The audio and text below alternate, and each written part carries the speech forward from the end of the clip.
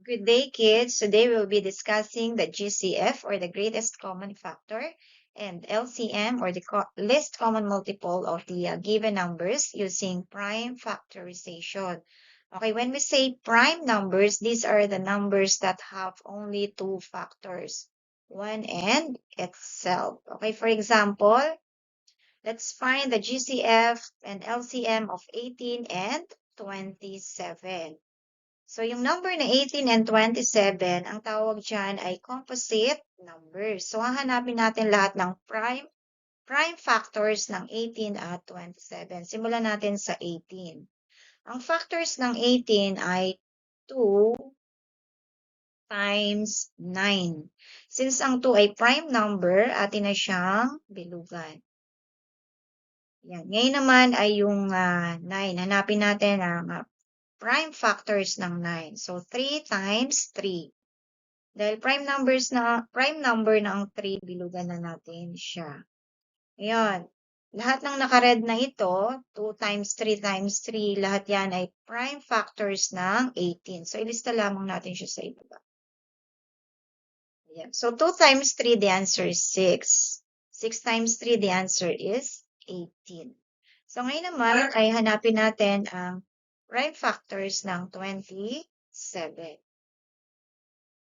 Ang factors ng 27 ay 3 times 9. Dahil prime number na ang 3, bilugan na natin siya. Ngayon naman ay hanapin natin ang prime factors ng 9 dahil siya ay composite number pa.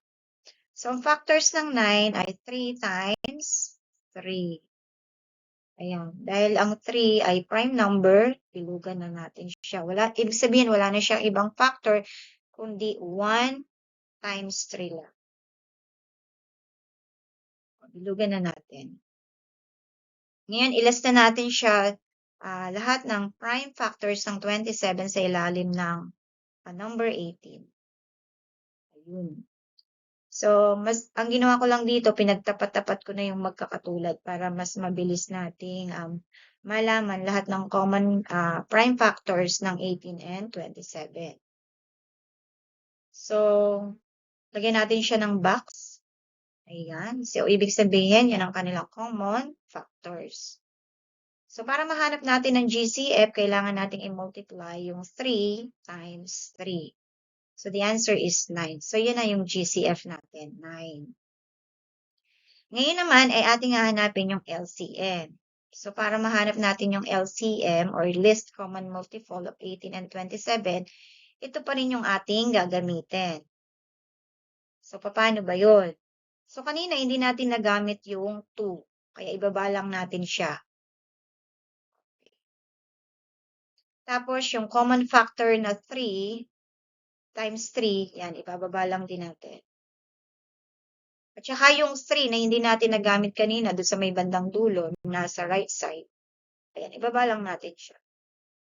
So, para mahanap natin yung least common multiple, i-multiply lang natin yung 2 times 3 times 3 times 3. So, ang makukuha nating sagot ay 54. Bakit 54? 2 times 3, the answer is 6. 6 times 3 is equal to 18. And 18 times 3 is equal to 54. Okay, so yan ang ating LCM. Ngayon naman, okay, kayo naman ang magsosolve. Tingnan natin kung nauunawaan ninyo. Find the GCF and LCM of 36 and 48. Okay. So, comment your answer. Thank you.